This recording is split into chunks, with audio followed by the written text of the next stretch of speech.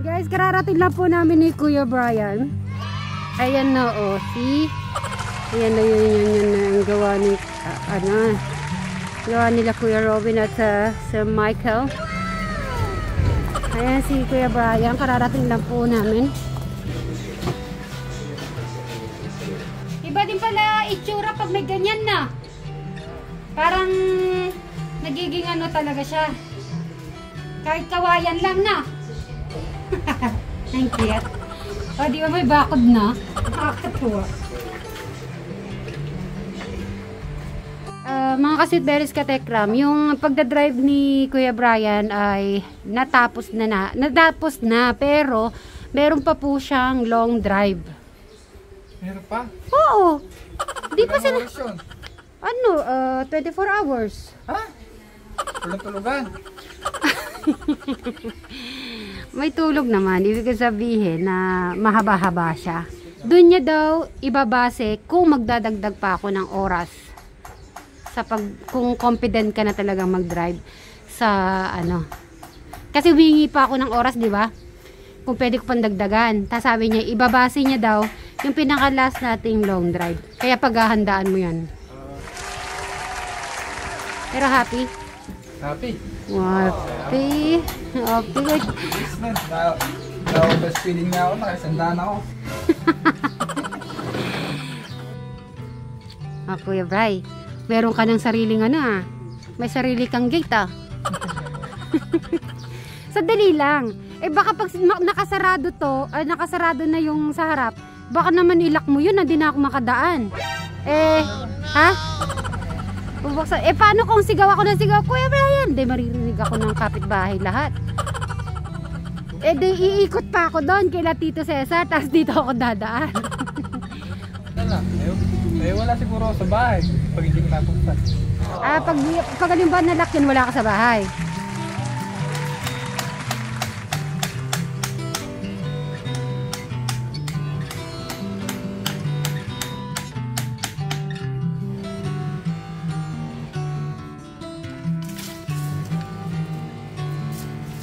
Pag ganun po, mula po sa harap yan, paikot hanggang dun. Yan na yan, pag ganyan siya. Ang cute. Nakakatuwa naman ito.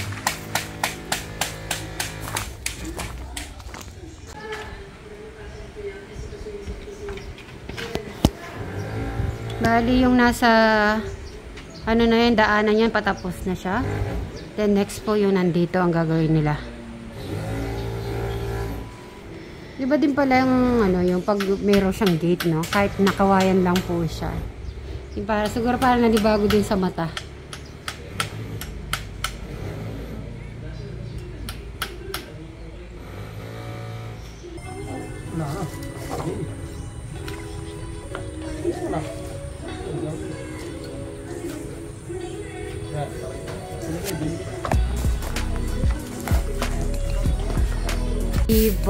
Diba? Ayan na guys.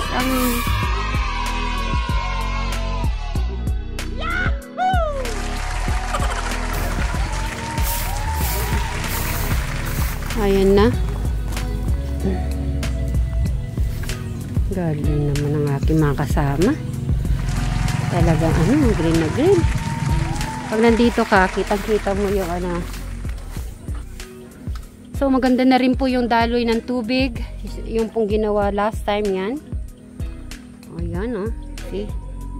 Tapos yung ginawa ngayon na bakod. Kung naalala nyo po yung kawayan na pinutol po dati, yan na ngayon siya. Diba? Talaga may purpose talagang lahat. Kaya buti na lang yun Pag dito mo nakita, dito banda, yan, kita mo yan. Yung pinakakawayan. May gate. So meaning kulang na lang po, ilalagay po natin yung gawa na. So may nabibili pong parang gawa na po siya. Yan, dito natin ilalagay pinakaharap, harang.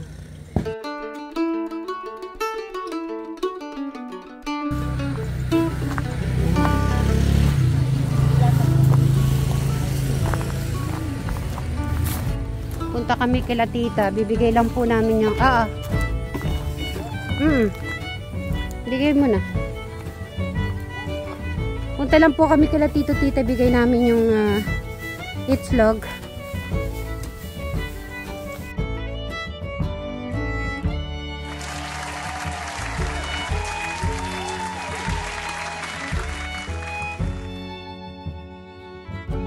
Ang lamig-lamig pala dito. Dito ako nagpapakain pagka. Kumusta na po yung... medyo okay na. Medyo okay na. Ang ano ni... Nagpa-check up ako. Mm. Nagpa-check up po kayo ulit? Dito. Na-inject. Yata ang tawag ron. Okay. Palakas sa ano. Malamig pala dito eh. Oo. Baka dito ka lang bukas kuya Ate Crystal. Sabi ko may iiwan siya. Para naman yung linis-linis dyan matuloy-tuloy. Para ka malungkot, di lang kita sasama. Para nandiyan naman si Tito mo at si Kuya Brian. Ganda ng brace niya. Wow, ay sandali lang. Ano reaction mo naman sa brace naman? Hindi ko nakilala kanina. Wala ako kung sino. Ayan pala. So, umpisa pa lang yung season, no? Opo, ganun lang talaga una. Para ba yung nagpalagay ka rin ng pustiso? Masasanay din siya. Si Tita, anong ginagawa? Pa? Ang bilis. Opo. Kapisis. Sige po. Ito pa yung kulungan niyo, sinorin niyo na rin? Oo. Nakabagak lang dyan eh. Binenta ng Kuya Jeff. Ang alin po? Yung kulungan ng puno. Ayun ang mga manok. Siya muna nagpapakain dahil masakit na yung paa. Ate Crystal, may kanin na niya panggabi. Ang kakainin niyo ni Kuya Brian. May sinigang na, iinit niyo lang yan na. Aba, may lutong pagkain na pala sa takbuhan. Opo, may gulay pa rin po doon. Sayang, hindi ako makakain. Magbalik mo sana, magdala ka ng lugaw. Lugaw? Magluluto na lang tayong lugaw. Dito na tayo magluto ng lugaw. Kung hindi lang masakit pa ako, Crystal, bibilang kita riyan. Sabihan nyo, pag halimbawa po sabihan nyo si Ate Crystal din na yung maglilinis po, no? Iwan ko muna siya para may makasama si Kuya Brian. Kasi tapos na rin po yung school driving niya kanina. Yari na. Ano na lang po, yung mag-e-exam siya para sa non-pro, tapos yung long drive na ang gagawin namin. Ganon, long drive naman. Opo. Sa uli. Sasabihan ko si Sir kung pwede kitang isama Ate Crystal para makasama ka namin. Para makita mo paano siya mag-drive.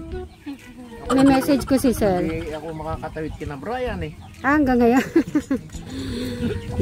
Gusto kong pumunta kanina raw. Sisilipin ko sana si Naka Robin. Hindi naman makatawid. Pagaling nyo na. After na lang po yan, doon nyo na lang po tignan. Ang ganda. Sabi ko, kakaiba pala yung may bakod din pala kahit kawayan siya. Pili ko yung parang probinsyang Higit pang kawayan yun. meron po, nagche-check po kami. Sabi ko ka Kuya Brian, baka pag dumating ako dyan, nakalak yan, paano ako dadaan? Mahilig pa naman mag-lock. Dadaan pa ako kila Tito Cesar, sabi ko, ganun. Hindi ka naman marinig yung pagtatawag. Tatawag ako sa phone. O sige po Tito, Tita! Ingat kayo ha. Usual lang, tatawag po sa cellphone. Oo, siya. Nakalak. So dyan ka lang muna Ate Crystal. Naglilinis sila doon. Pero bukas umaga ikaw maglilinis na. Okay? O sige po Tito. Tanghali, dito ako tumatambay. Oo nga, mas malamig nga po naman. Sarap. Lagyan ko ng sako dahil Ayan o. Ay, may mga ano pa saging o. Tapos yung mga mangga. Talagang probinsya dito. Ayan po. Sige po Tito. okay na tayo, season.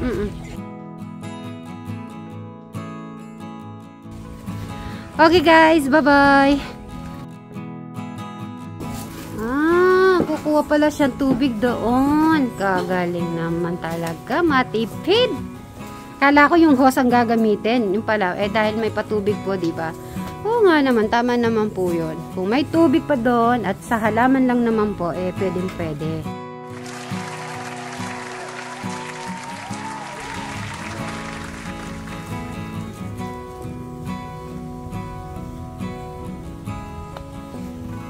Diyan ka na pala mag-start. Namatay kasi yung ibang halaman eh. So, yung iba po, namatay po siguro sa pag-spray po natin ng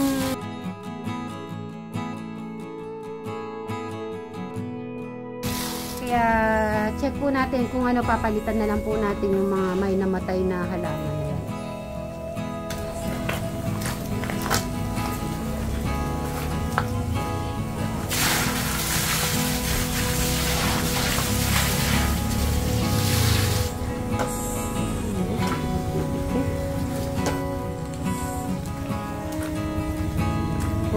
Probinsya po dito talaga.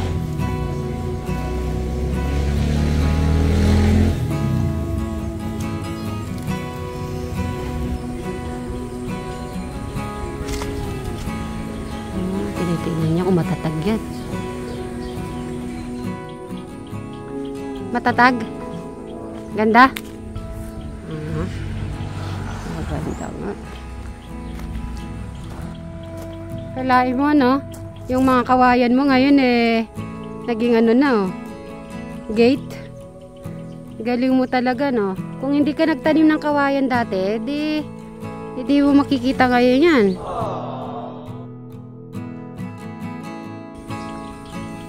Nice. Si Tito Cesar, talagang hindi mapapigil. Nakita niyang gumagawa ng bakod, itong dalawa, talagang yan. Pumunta talaga siya. Oh, pinilit niya talaga, oh. Oh, pinilit, oh, baka Kaya lang hindi ako makatawid. ayan talaga, oh. Pinuntahan kayo. Namangha ba kayo?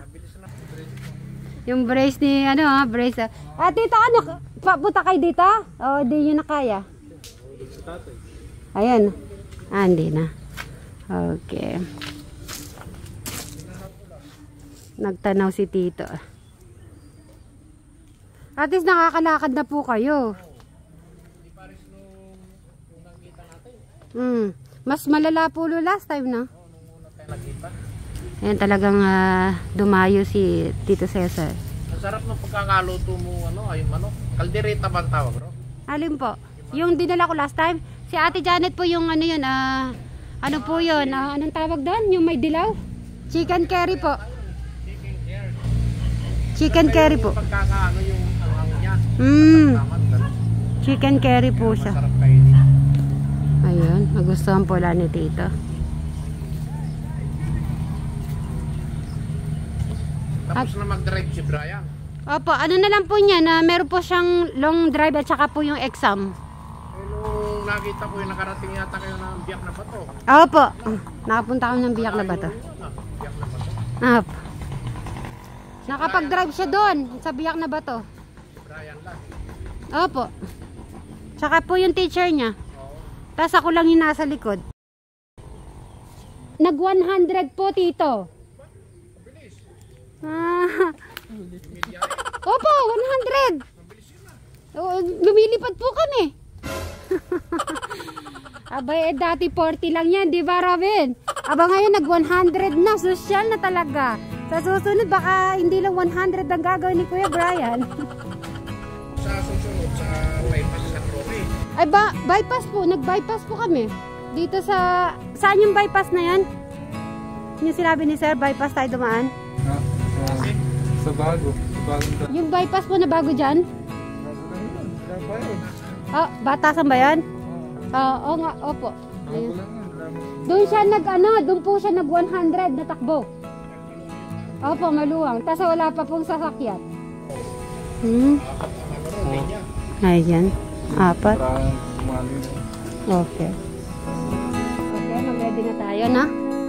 Ate Crystal? Dito tayo, Ate Crystal!